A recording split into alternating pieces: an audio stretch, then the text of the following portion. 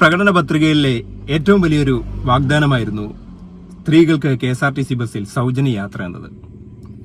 അതുമായി ബന്ധപ്പെട്ട് ഉള്ള ഒരു ചർച്ചയാണ് നമ്മൾ ഈ വീഡിയോയിൽ ഉദ്ദേശിക്കുന്നത്. പ്രധാനപ്പെട്ടത് ഇന്ദിരാ ഗ്യാരണ്ടിയാണ് UDF സർക്കാർ വാഗ്ദാനം ചെയ്തത്. അതിലാണ് ജനങ്ങളെ കൂടുതൽ ആകർഷമാക്കി വോട്ടുകൾ നേടി 102 സീറ്റുമായിട്ട് UDF അധികാരത്തിൽ വന്നതിന്റെ ഒരു പ്രധാന കാരണം അതിനി നടപ്പാക്കുമോ ഇല്ലയോ എന്നാണ് നമുക്ക് അറിയേണ്ടത്.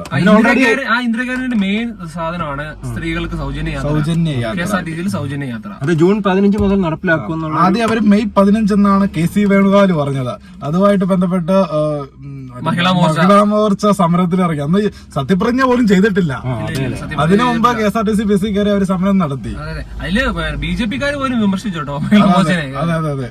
പക്ഷെ ആ സമയത്ത് അതിന്റെ ഒരു പ്രാഥമിക നടപടികളെ തുടങ്ങിയ അല്ല അപ്പൊ നിലവിൽ സത്യപ്രതിജ്ഞ ചെയ്തിട്ടില്ല.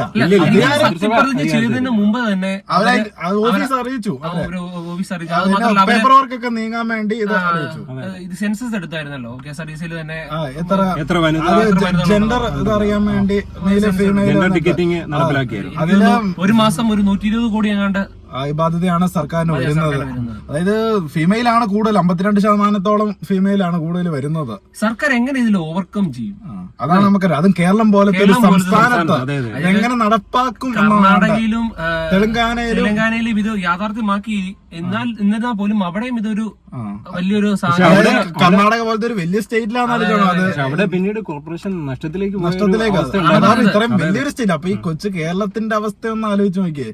ജൂൺ 15 തൊട്ട് നടപ്പാക്കുമെന്നാണ് CM പറഞ്ഞേക്കുന്നത്. ഞാൻ പറയുന്നത് ഇതൊരു ഇന്ദിരാഗാന്ധിന്റെ ആയതുകൊണ്ടും കോൺഗ്രസ് തെലങ്കാനയിലും അതുപോലെ തന്നെ കർണാടകയിൽ ചെയ്തുകൊണ്ട് തന്നെ ഇവിടെ വരും. പക്ഷെ ഇത് മുന്നോട്ട് പോവുക ഇല്ലയോ എന്നാണ്. അതിൽ പ്രധാനമായിട്ട് പ്രൈവറ്റ് ബസ്സുകാരെ അത് ബാധിക്കാനും സാധ്യത. ഇനി പ്രൈവറ്റ് ബസ്സുകാർ സമരത്തിന് ഇറങ്ങും. കാരണം അവിടെ സ്ത്രീകൾ കയറാതെ വരുവാ ആ പ്രൈവറ്റ് ബസ്സില്. അവരുടെ അന്നം കൂടെ മുട്ടുവാ ഇതിന്റെ അകത്ത്.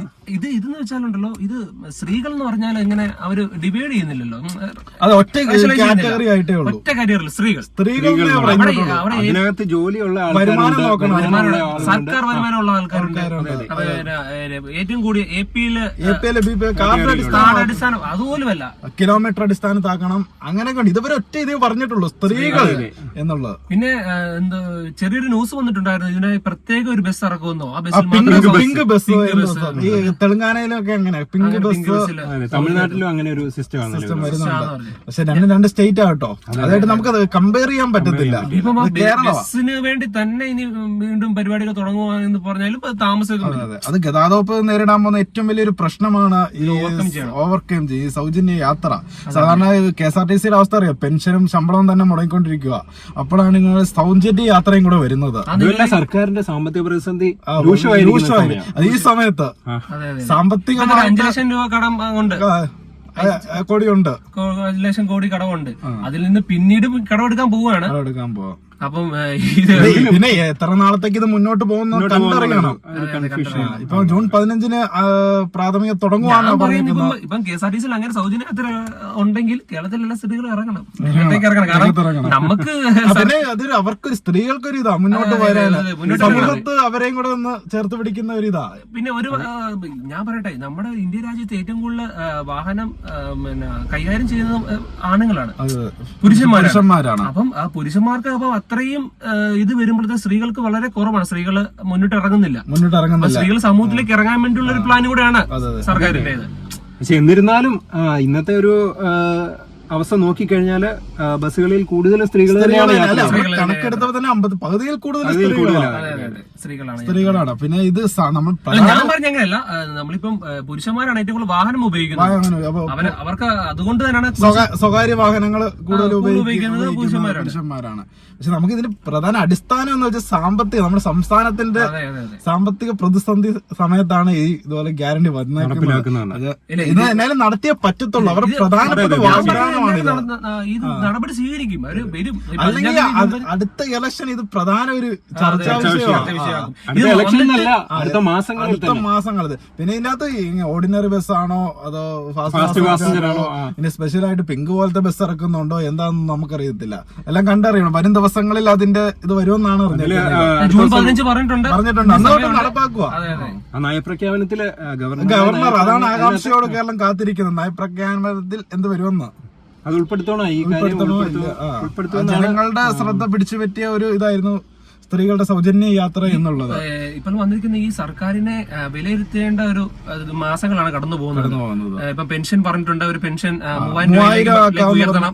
അവിടെയും പ്രതിസന്ധി വരികയാണ്, 3000 ഉയർത്താനുള്ള പ്രതിസന്ധി. പിന്നെ 5 ലക്ഷം രൂപ പലിശരഹിത സ്റ്റാർട്ടപ്പ് യുവാക്കൾക്ക്, അതും ഒരു ഇതാണ് വിലയിരുത്തുന്ന ഒരു മാസങ്ങളിലേക്കാണ് വരുന്നത്.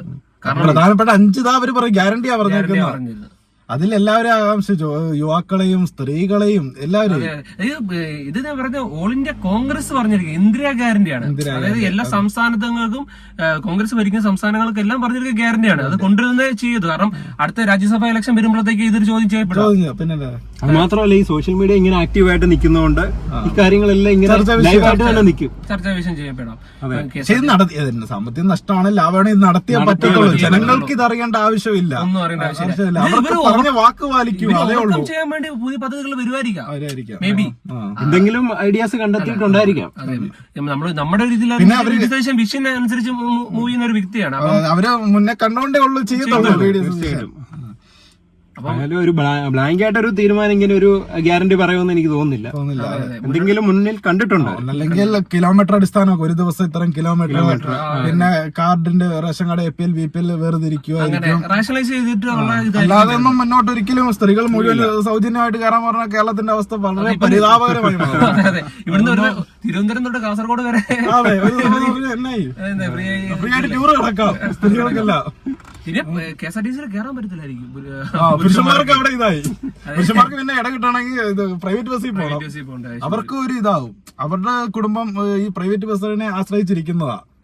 സ്ത്രീകൾ മുഴുവൻ ഈ KSRTCയിലോട്ട് പോകുമ്പം അവരുടെ കുടുംബത്തെയോ അത് ബാധിക്കും. അതിനും ഒരു തീരുമാനം സർക്കാർ ഉണ്ടാക്കേണ്ടതാണ്. അവർക്ക് പോകുമ്പോൾ എന്താണ് ടൂറിസ്റ്റ് ബസ് ആയിരുന്നു മെയിൻ വിഷയം, കളറ്.